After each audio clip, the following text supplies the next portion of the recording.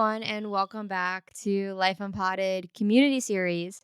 So, this episode airs on Thanksgiving if you're in the States. So, I just wanted to take a minute to recognize that the holidays are hard as we're growing and evolving, and we're put back into situations where we're with our family and we're in familiar dynamics that in the past we would have felt reactive and we would have gotten angry and we would not have known how to handle.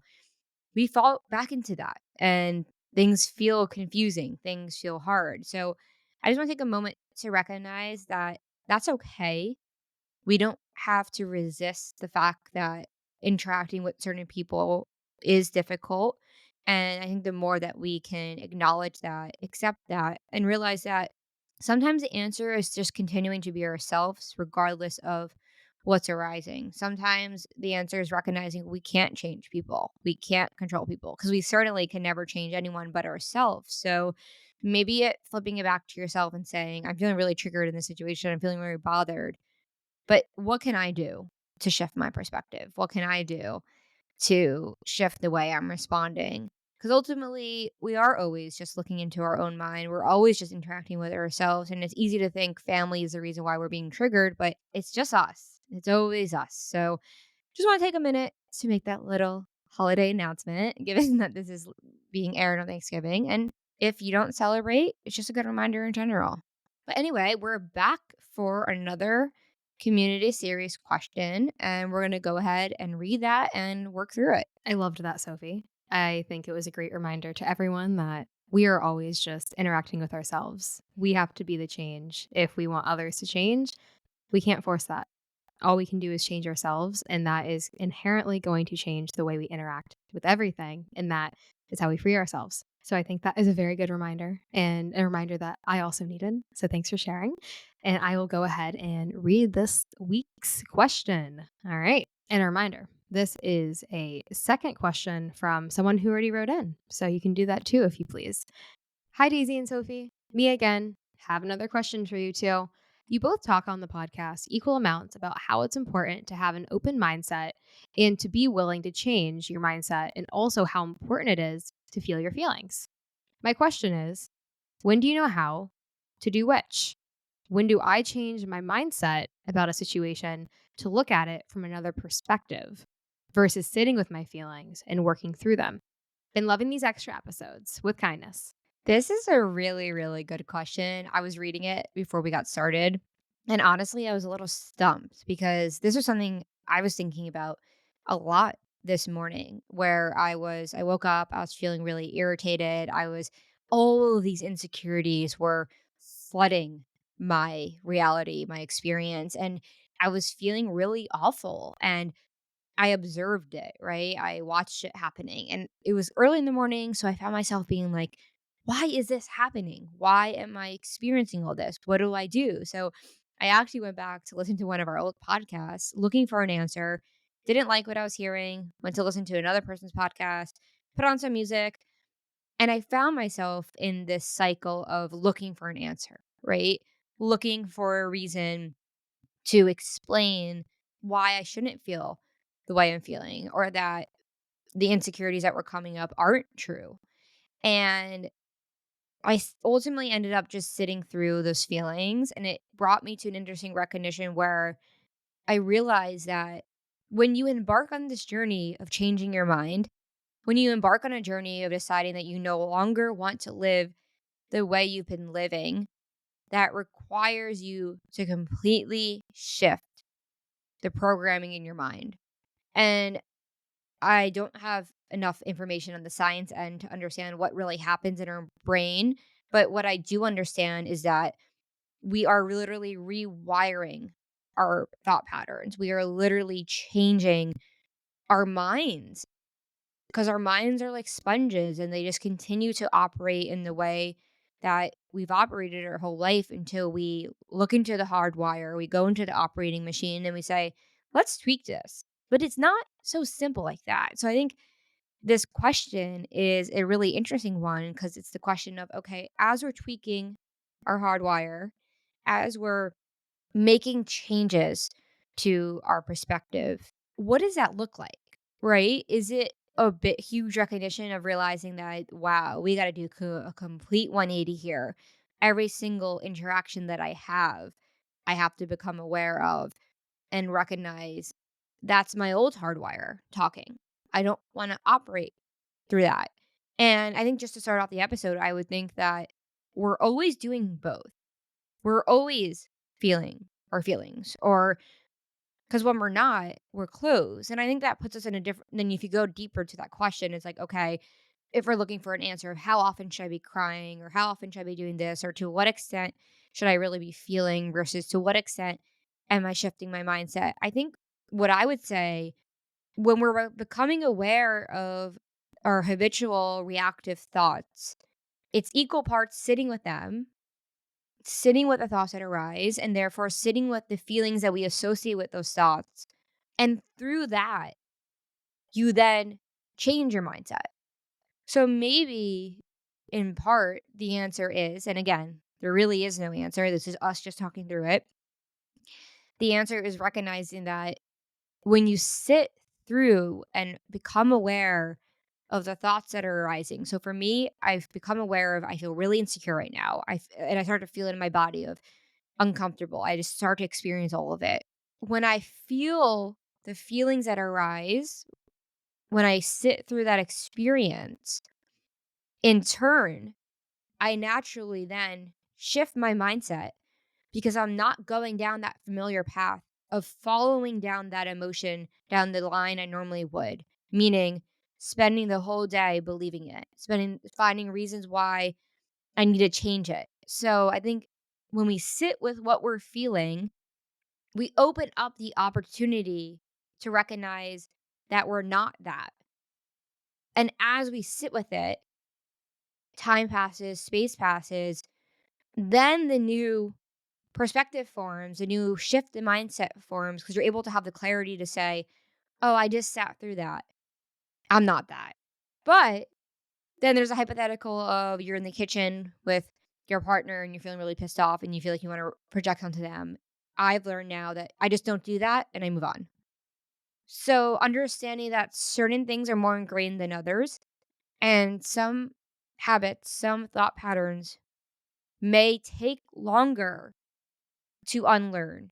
And that's why we can't have a set formula because nothing is created equal here. It's becoming aware of everything as they arrive. And for me, some things are a lot deeper, I think, than other things. So I'm going to pass it to Daisy. I think I said a lot there. And I think this is a really interesting question. I think it's a fascinating question. I think as we were prepping for this, we were kind of like, we should just hit record because there is no real answer here. So we should just let people listen to us flesh out what our individual thoughts are on this. And something that came to mind for me, because this is something that I'm actively working through. And I think taking these quote unquote concepts or ideas and breaking them down and putting them into examples of our day-to-day life, it makes it a little bit more digestible at times. So that is what I'm going to do. That for me is my breath, right?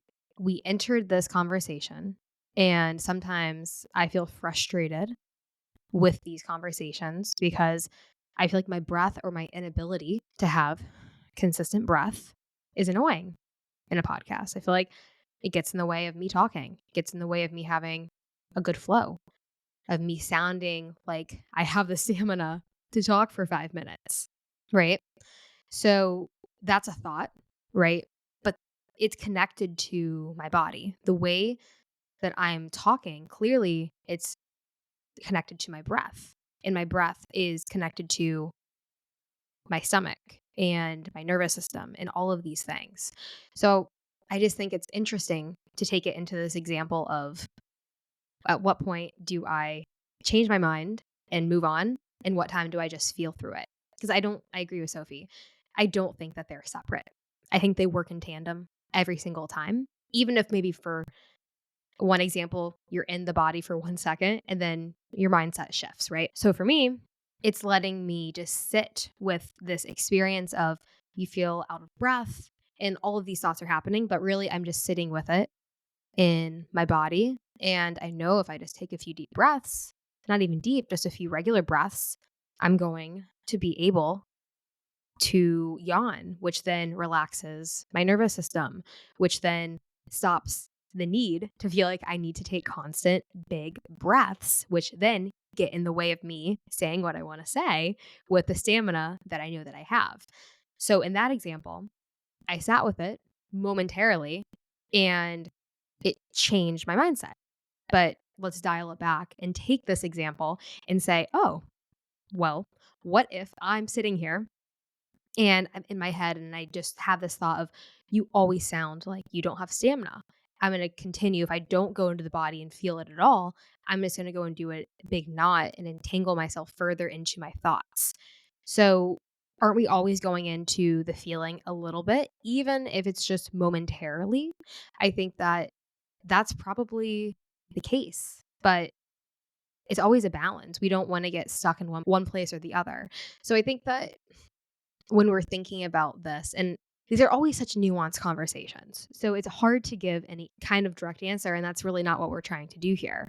What we're trying to do here is just talk out experiences and maybe just help people see that they're not alone in this. And I think that alone can give us the insight that we need to just simply hear other people talking about it. Like, imagine you turned on your TV and CNN was talking about this, if that was just like the regular news that we consumed was like what we actually go through on a day-to-day basis, that would be quite comical, maybe utopian, a little bit too good, right? If the government's doing that, I don't know what's behind it, but side tangent, I just think that they are always going to be hand in hand. So, with all that being said, I'm curious what you think, Sophie. If what I said sparked any sort of insight that was different than what you were saying originally. So I've read in the past that what happens first, right? Do we have the thought first or do we have the emotion first? And what I've read in the past from psychology articles is that our body produces some sort of emotional response to a stimulus. And then we then form a thought about what's happening. So we think about the feeling of anxiety, right? I've heard a friend talk about the idea of how we've created an idea of what anxiety is based off of the association in our bodies. So for me, when I'm feeling anxious, that might be different than when Daisy's feeling anxious. What it comes down to is going back to when we're younger, learning of drawing these associations of, okay, this means this. And I think what happens, at least what I've seen from my own life, is that like that connection between the mind and the body becomes so ingrained that I associate a feeling state in my body to mean a certain thing, and then the thought starts happening. We are so habituated to think about what's happening that we're constantly forming ideas about what's happening in a situation. When in reality, that keeps us, I think, from really experiencing what's actually happening because we're operating based off of this programming that is so rooted in, oh, this feeling state means this. And I've noticed this a lot while I'm unlearning a lot the past year of like this feeling state in my body that I'm starting to feel now. I think I'm starting to feel my body more than I ever have. I don't think I ever really knew that my body was feeling emotions, which is really interesting to think. How can we not know our body's feeling something? Because that's us. Like, in the sense that we are always in that vessel.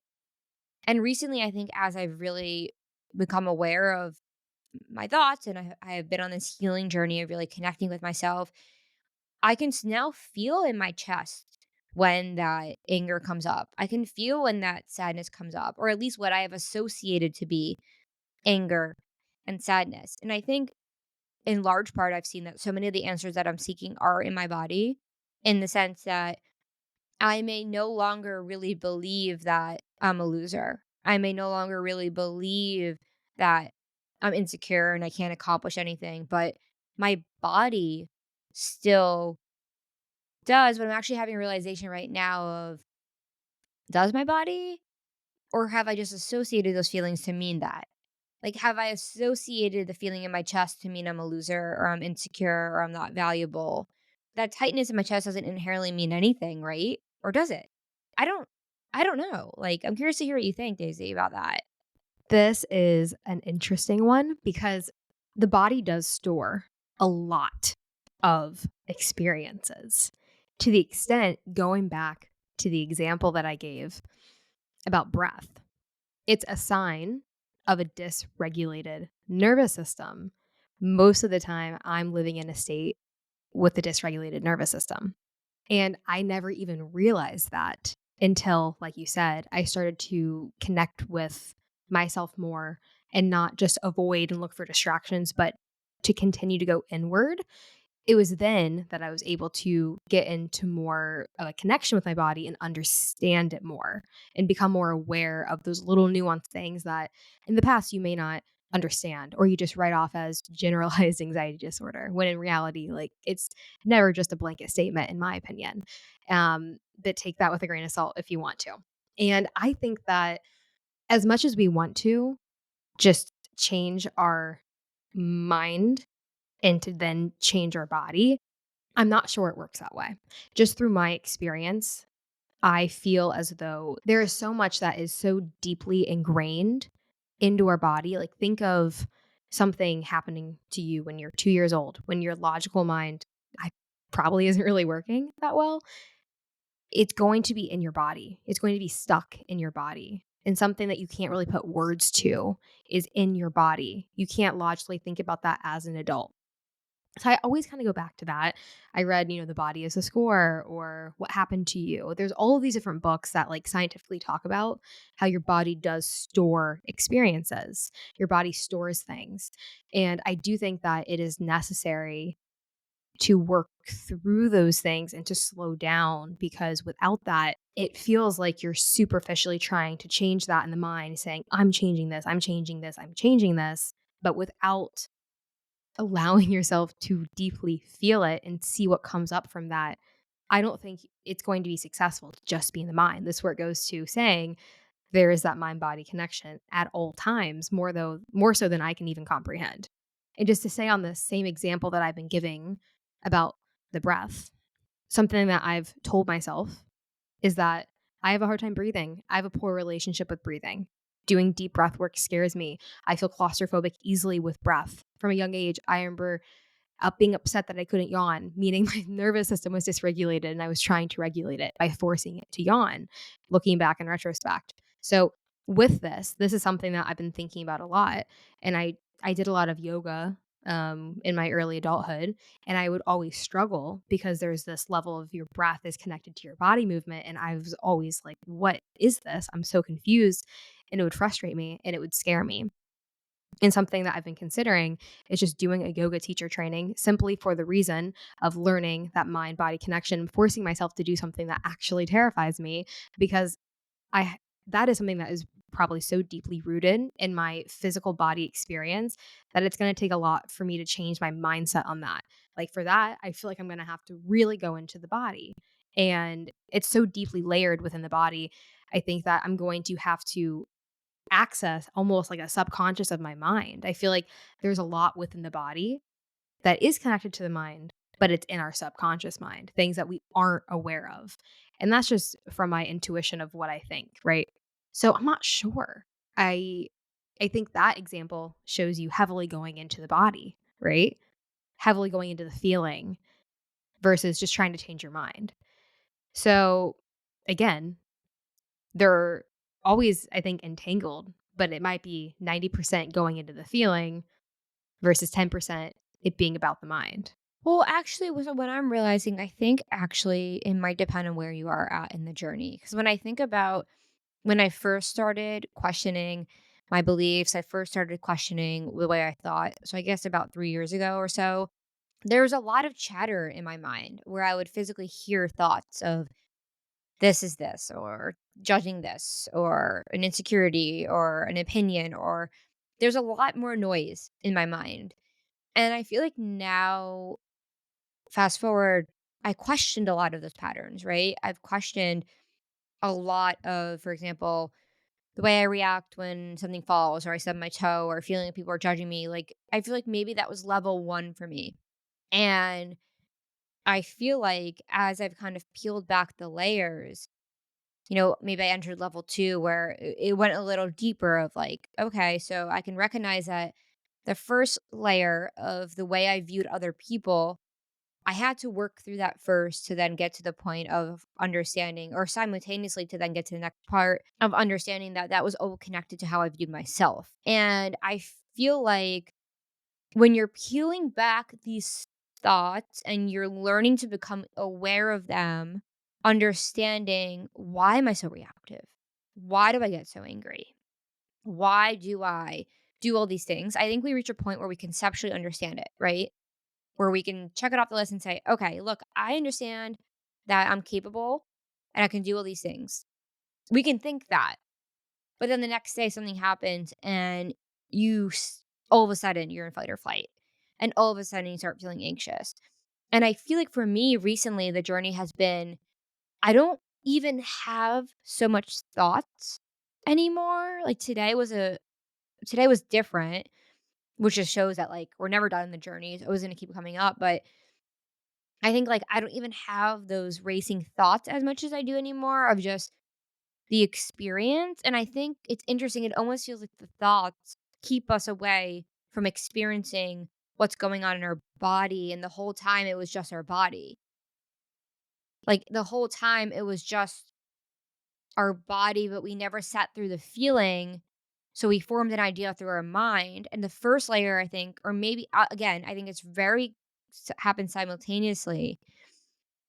But the thoughts that we have created, and going back to what I said originally, how the sensation comes up first, it's almost like we have created so many ideas about what those sensations mean and so many beliefs. And now that I've worked through, when I mean work through, I mean they're still coming up. I was swimming in insecurities today.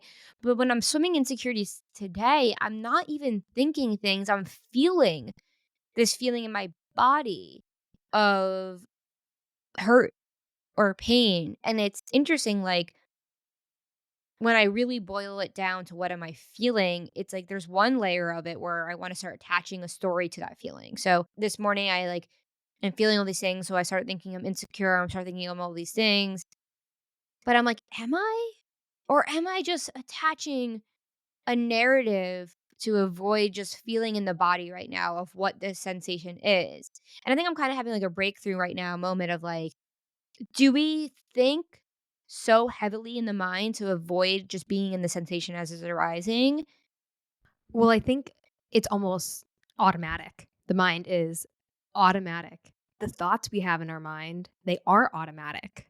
And we are jumping so fast from thought to thought to thought to thought that we get lost in grounding ourselves. Like our society is so caught in the mind. It's all in the mind. Think of the last time you went to like a dinner with someone and they said, let's ground ourselves before we eat. How often do you ground yourself into your life? I think it's so easy to just jump from thought to thought to thought to thought because that is a way to avoid feeling. And I think if we avoid feeling, we don't have to feel uncomfortable if we just get stuck in the mind. But the more we do that, the more this bridge widens between our feeling body and our mind. And the more difficult it is, the more difficult it becomes to tap into our feeling body. The more foreign it becomes, the more detached we become, the more numb we become. So, going back to your point, Sophie, it depends on where you are at in the journey. Because if you're at the very beginning where you're constantly in your mind and you're not aware of yourself or your body or your feelings, well, that means that you're probably going to be in the mind a lot and you need to work to get into the body. I mean, you don't need to do anything, but it's likely going to be a goal to get more into the body and out of the mind, but you're probably going to find yourself more in the mind.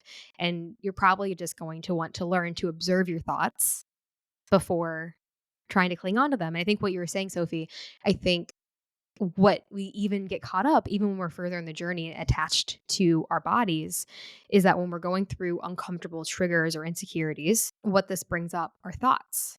And it's so easy to grab onto that thought like a sheep in a werewolf costume, you know? It's something that we're like, "Oh, hey, hey, how's it going?" And then all of a sudden they attack and eat you because we think that thought is going to save us. We think that thought is going to mean something when in reality that thought is just going to ruin our experience. It's going to lead into resistance, which is beside the point ever because the point is to never settle into a thought, you know?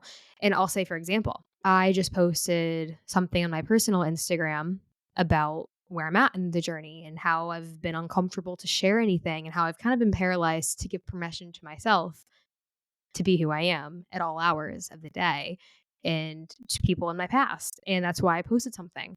And I find myself wanting to just settle on the idea of, oh, you did it. You posted that. You're good.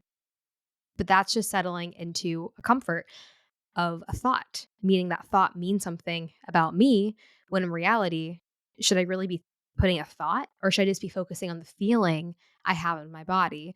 Because throughout this experience, that's a small blimp in my overall journey is posting that.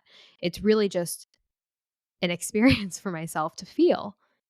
It doesn't mean anything about me. Doesn't mean that I'm done. Doesn't mean that I'm good. Doesn't mean that I'm completed.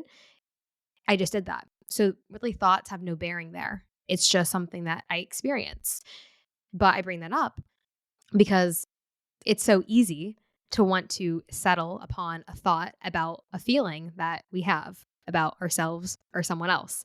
And people might relate to this with social media. They might post something, even if it's not related to unmasking themselves. It might just be them on their vacation. They might feel really good about what they posted because they like the way they look. And they're clinging on to everyone liking it and they're clinging on to it because it's forming an idea of themselves in their head. So posting on social media, I think, is complicated because it does have you want to settle upon being a particular thing, but you're never that thing because that's just your mind settling on something. What is your body experiencing and what is it feeling? So so I think that that's just an example. It's kind of like it I think that example boils it down to when you're asking this question, it's on a moment to moment basis of our daily life because we're always experiencing these things in every single moment. So we can't possibly be thinking about these things top of mind constantly, right? So that's where I think always being tapped into the body is the superpower because your mind, it kind of is the example I gave of the sheep in a werewolf costume. Or I said that backwards of a werewolf in a sheep costume because you can never trust it. You can never know it. And it's always going to want to tell you something that isn't necessarily true. So I think that's where your body, I haven't had the experience to where it lies to you. Maybe you're really anxious and you're feeling a lot in your body, but there can be great ease in just relaxing into it because you get to that point and you can't resist it.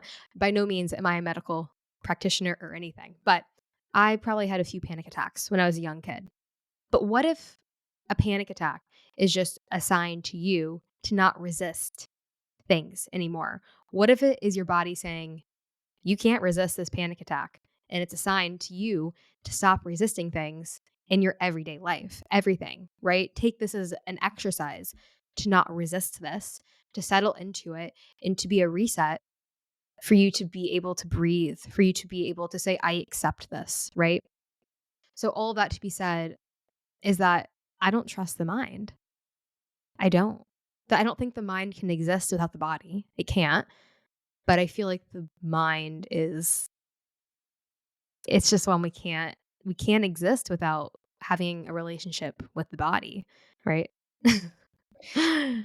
So this is This question is getting deeper and deeper than I ever thought possible when I first read it. it's it's really deep because I think it kind of takes us back to the core of everything. And I think back to when we took psychedelics and we felt like we really saw reality. So when we think about reality, right, what is happening in reality? We have trees, we have the ocean, we have animals, we have nature. And then we have this species called humans.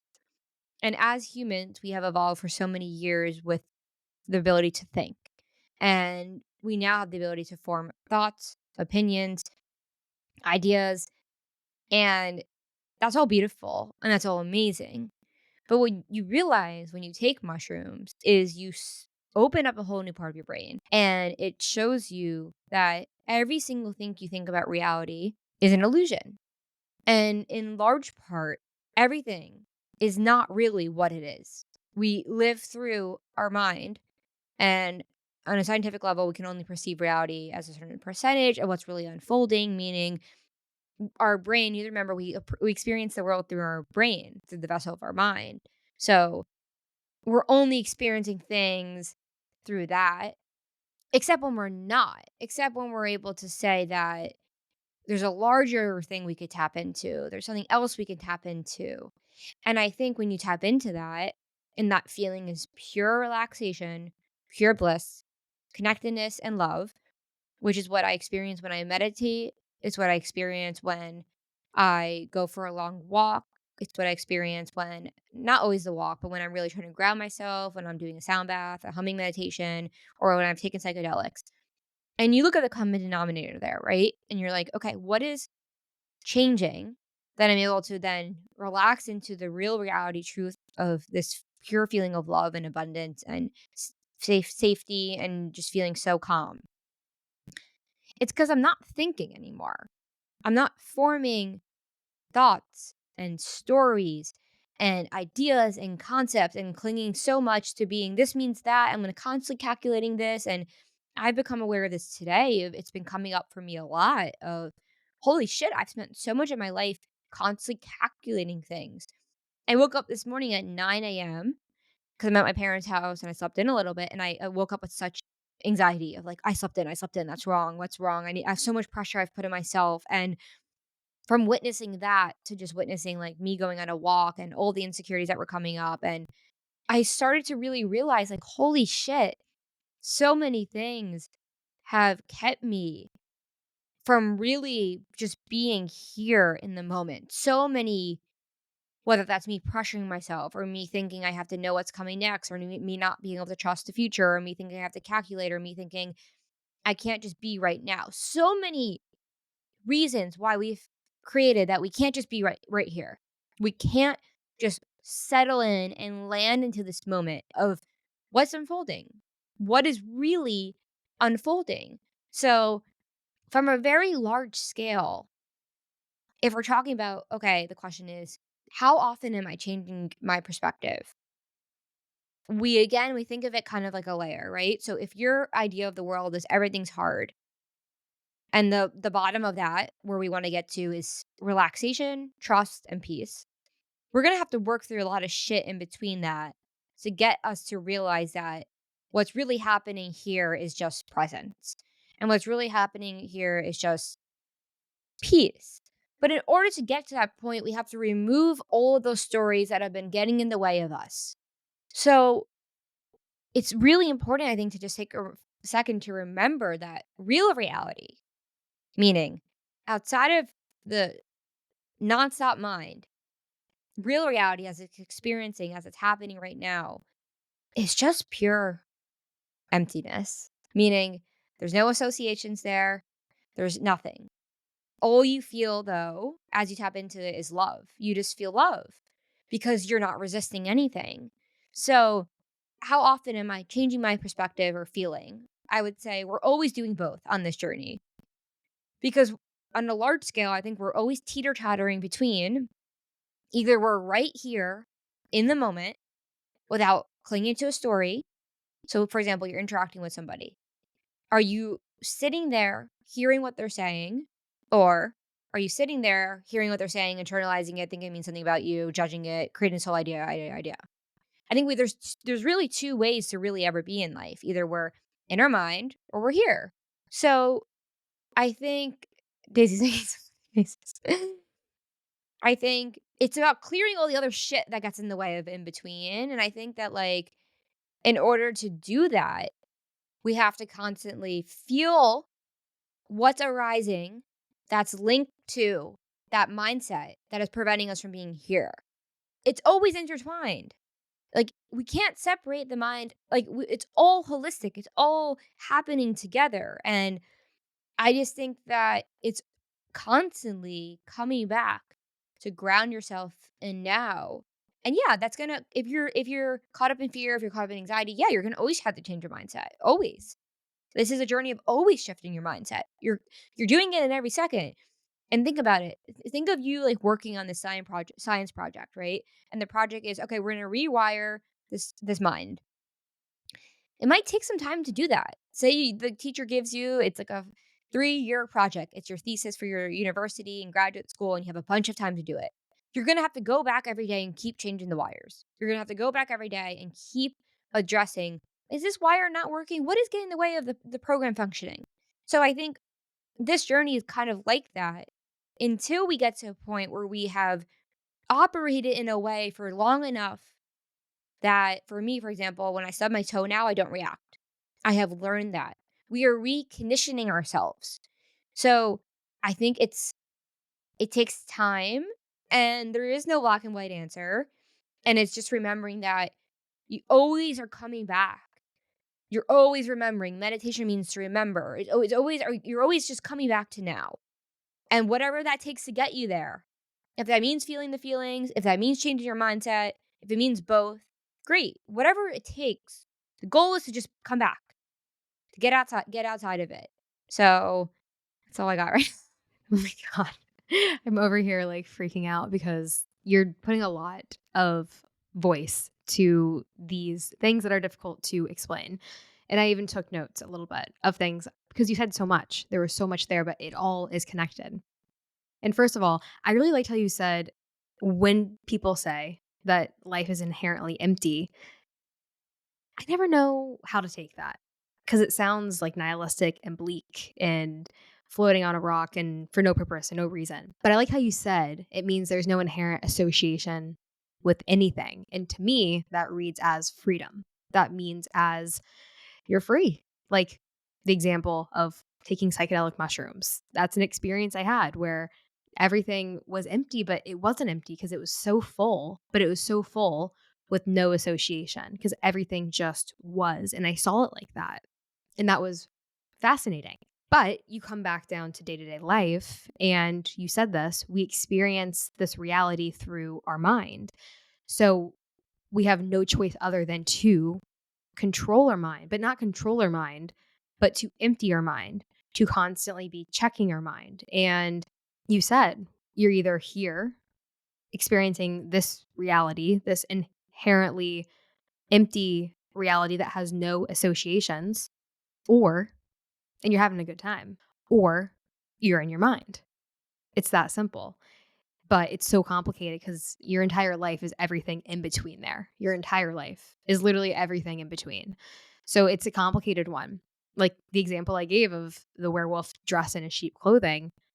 Yes, that is your mind at all times. And you have to make friends with it to be able to, like you said, remember. Meditation is to just simply remember that you don't take your thoughts at face value and that your body is a huge tool to help you remember. Your body's always giving you clues to help you remember. For me, it could be, oh, maybe you need to slow down a little bit. Maybe that's why we're not letting you breathe properly, right? Maybe there's some things in your body that you need to look at, right? Or when we have aches and we have pains and we're like, oh, my back hurts. Or, these are all things that our body is trying to help us to remember of what's here, of how we experience things, because not everything in this world is communicated verbally. And I think that's a big miscommunication. We think everything has to be told to us. But I think the more we're able to tap in, the more we're able to experience through this reality through a more blank mind, a more clean slate mind, right? I don't know if we can ever get to a totally clean slate mind where we're experiencing things constantly as they are. Don't know if that's possible, right? I don't think it is, in my personal opinion. I think everyone's going to have these personal reminders, but I think that it's a huge relief to realize that that's how it is. We're always going to experience this reality through our mind. So, why would we take our thoughts at face value? We're always going to experience different things, and that's okay. Just because we're experiencing it doesn't mean we have to say, hey, this is how it is. So I think when you zoom out and going back to the question, I think all of these things, your mind, your body, they're all just tools and it's simply just how you use them. Are you using them responsibly? When your body gives you a cue that you're feeling tired and fatigued, are you just going out and continuing to binge? Are you continuing to move? Are you avoiding sitting with those extremely tiring feelings? When your mind is telling you, don't post that Instagram, don't jump off that diving board, when you know deep down you really want to do that, are you running away from it? Are you letting these reminders of your thoughts and your feelings of your body be a tool for you to move forward? I think that's how we have to look at it. What tools do I need today to help me move in the direction that I want to move in? Because there's no inherent right answer. It's just a matter of what can I do today?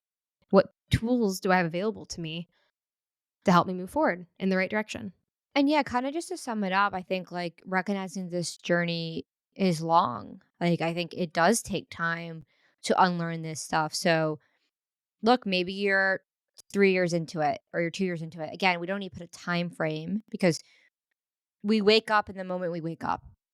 But we wake up and then we're still left with a mind that feels like it's years behind. So, I think it's just recognizing that, like, there is no right answer.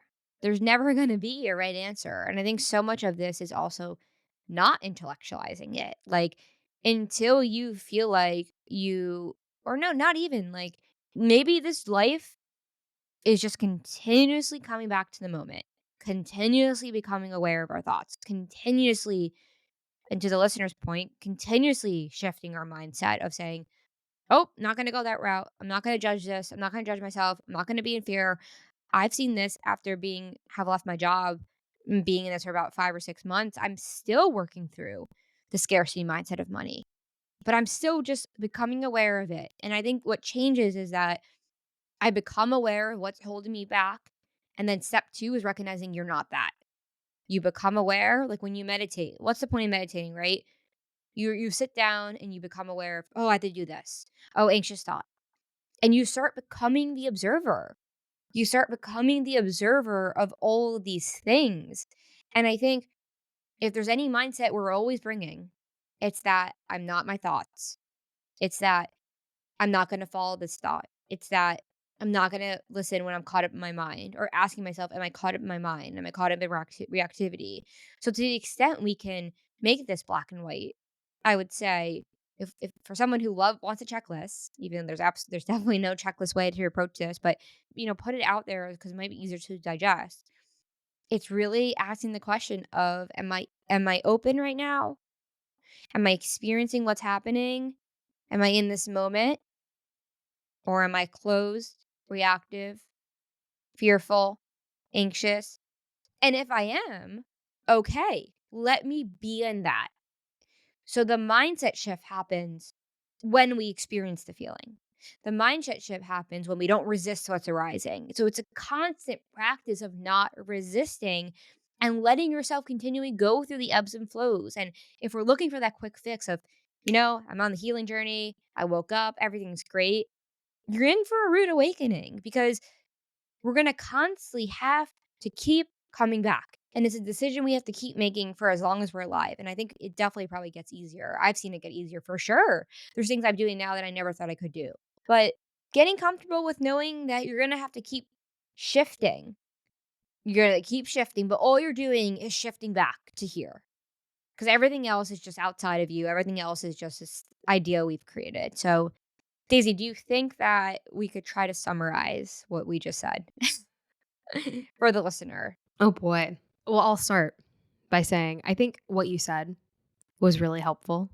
A good way to summarize it is, are you experiencing things as an open person who's willing to feel them, willing to change your perspective? Or are you closed and are you reactive and not willing to feel or not willing to change your perspective? I think that is a very tactical way to look at all of this, right? I'll take my stab at summarizing it. I think another one is, do you want to work with yourself or do you want to work against yourself? Because all of this is inherently intuitive. right? It's always asking these questions. It to me to this day, I think it's still funny that we have a write in where we answer questions for people because it's obviously not to answer questions. It's to help guide to a certain direction, wherever that direction is for you, right? But I think I think and I think we have to find a way to get quiet with ourselves to know which tools to use. Because in order to take action, maybe we need to feel through major discomfort that's coming up for us, but maybe once we do that, we're going to be able to change the way we look at things entirely. I think it really goes back to all you have to do is show up, being opened or being closed, and to let yourself guide yourself and to be open to the discomfort that's going to come from your mind or come from your body, because the discomfort will come from one or the other or maybe both. And I think just being open enough to feel which direction it's pulling you toward that you need to work through. If it's a mental issue or if it's a physical body issue, right? And maybe it's always connected. I think it's just a matter of being willing to say, I'm wrong, I'm incorrect, because it's not a matter of if you get there. It's not a matter of how you get there. It's just a matter if you decide and are willing to get there. And I think we can always use these different tools in our body. And I don't even know if that summarized it, to be honest. I'm not sure that it did. I would personally summarize it as, are you willing to let go of these ideas that you have of yourself? Are you willing to feel into the extreme discomforts that come up when you're going to give a public speech and you're super anxious and you're willing to work through it? It's always just, are you willing to face the discomfort that arises, the thoughts or the physical experience? Yeah, and I look, a lot of this I think is recognizing there is no answer. There is no black and white answer on how to go down this path because the recognition is recognizing there is no path. You're always here. You're always whole and complete. And we're going to find ourselves back into our mind because that's what we know. And to the listener or to anyone else listening to this episode, I think what I would say is that you know what to do. And it's interesting how we want to find answers of when do I feel my feelings? When do I not? And it's like we start to intellectualize it so much of like, am I doing this right? Am I feeling oh, I shouldn't be feeling it today. Let me go journal. And it's just like it's that. That's the problem right there. It's thinking there's a right way. It's thinking we can put this in a formula. It's thinking through this when in reality, you have to take it moment by moment, case by case. What am I experiencing right now? Am I in a situation where I'm feeling really triggered by my family? Okay. Why am I feeling triggered? Well, I feel like my dad is saying something. Okay. Becoming aware. Can I choose love here? Okay. How does it make me feel to choose love? Does that bring up a lot of feelings? It's always a pendulum of realizing our body's one. It's, it's all happening together in the same way that I was having this experience recently where I was like feeling really tense in my mind, and I was like, Daisy, my shoulders hurt, my neck hurts, and I was starting to worry. And she's like, well, what's going on in your mind? It's just remembering like it's all connected. And when we try to separate it, I think it takes us away from recognizing we should always be feeling. Maybe we're not crying in our bed at every moment, but maybe we have to ask the question is, what does feeling even mean? Is feeling just being open? Because it's a question of should I be feeling my feelings or changing my perspective? So when we're not feeling our feelings, are we numb? What are we doing when we're not feeling? Like, isn't the goal to always be feeling, meaning not closing up, not being closed, keeping yourself open, letting yourself experience what arises? So I think maybe the answer is to just continuously let yourself experience what arises. And that's uncomfortable as hell. It is. Trust me. And that doesn't mean that we have to always be expressing our feelings to everyone in the way we always do, but it just means you stay open.